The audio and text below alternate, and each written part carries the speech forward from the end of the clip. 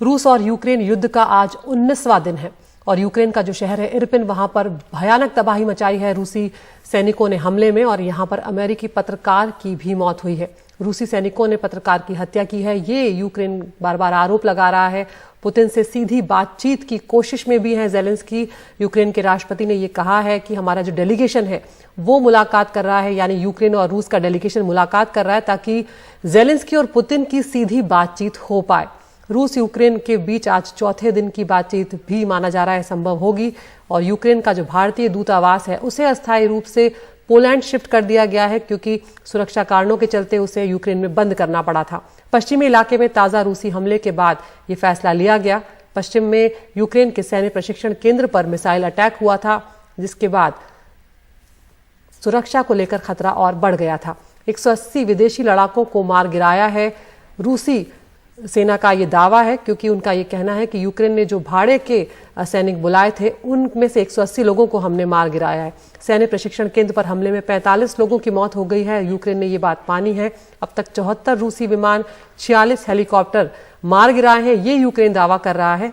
और खुद राष्ट्रपति ज़ेलेंस्की जो हैं यूक्रेन के, वो अस्पताल में जाकर घायल सैनिकों से मिले हैं, उनसे बातचीत की है और एक तरह से उनका हौसला बढ़ाने की कोशिश की है।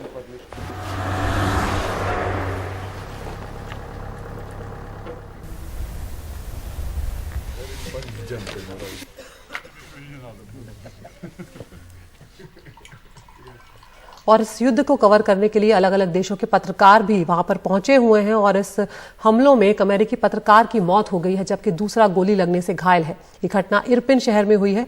यूक्रेन पुलिस के मुताबिक 50 साल के अमेरिकी पत्रकार और फिल्म निर्माता ब्रेंट रेनॉल्ड की रूसी सैनिकों ने एक चेक पोस्ट के पास गोली मारकर हत्या कर दी। हालांकि रूस की तरफ से अब तक इस घटना को लेकर कोई बयान सामने नहीं आया है।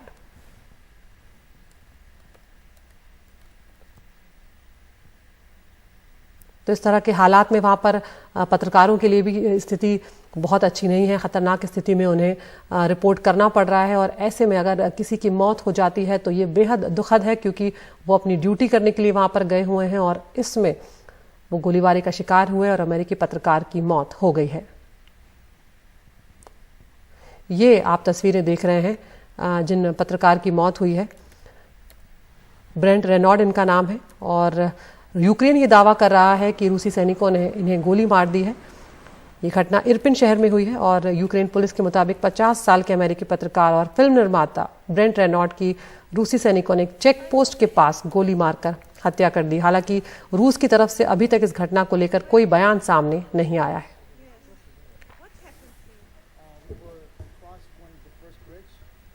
उधर यूक्रेन में रूस अब नए इलाकों पर मिसाइल बरसा रहा है। यूक्रेन के पश्चिमी इलाकों में पोलैंड सीमा से सटे एक सैन्य प्रशिक्षण ठिकाने पर रूस ने 30 से ज्यादा रॉकेट गिराए हैं। रूस का दावा है कि इस हमले में 180 से ज्यादा विदेशी लड़ाकों को मार गिराया गया है। इधर यूक्रेन ने यह तो माना है कि इस हमले में 30 से ज्यादा लोगों की मौत हुई है, लेकिन वो कौन थे इसको लेकर कोई बयान यूक्रेन की तरफ से सामने नहीं आया है। ये हमला रूस की उस धमकी के बाद हुआ जिसमें उसने यूक्रेन को मिलने वाली विदेशी मदद को निशाना बनाने की बात कही थी।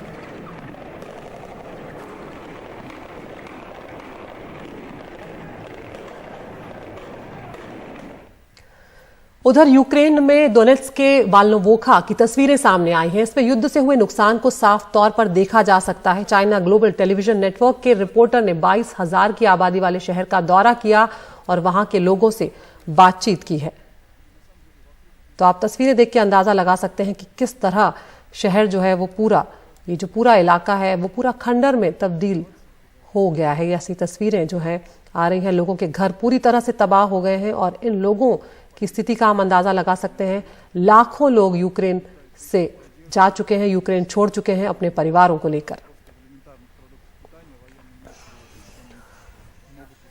और उधर यूक्रेन के ओडेसा में लोग रूसी सेना से लड़ने की तैयारी में जुटे हुए हैं। उनका कहना है कि वो रूस की सेना का मुकाबला करेंगे। लोग मोलोटोव कॉकटेल जिसे पेट्रोल बम भी कहा जाता है उसे भी तैयार कर रहे हैं ताकि रूसी सैनिकों का सामना कर सकें। लेकिन ये बात अब सब जानते हैं कि रूसी सेना के मुकाबले जो रूस की ताकत है उसके मुकाबले यूक्रेन की ताकत बहुत कम है और उनसे लड़ना आसान नहीं होगा। लेकिन यूक्रेन के लोग फिर भी ये जज्बा दिखा रहे हैं और लड़ने के लिए वहां पर रुके हुए हैं। उधर रूसी मीडिया ने रविवार को तस्वीरें जारी कर दावा किया कि सेना यूक्रेन की राजधानी की तरफ तेजी से बढ़ रही है और सेना उत्तर की तरफ से बढ़ रही है। हालांकि कहां है अभी इसकी जानकारी नहीं दी गई है। वहीं रूस के रक्षा मंत्रालय ने तस्वीरें जारी कर दावा किया है कि यूक्रेन के कई रॉकेट लॉन्चर्स को तबाह कर दिया गया है रूस की तरफ से।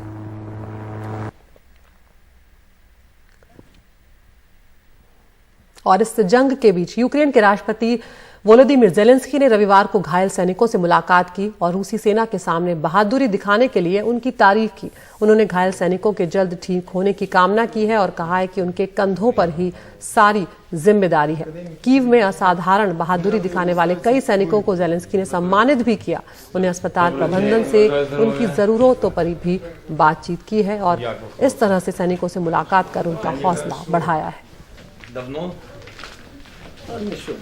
Нещодавно. 5 числа.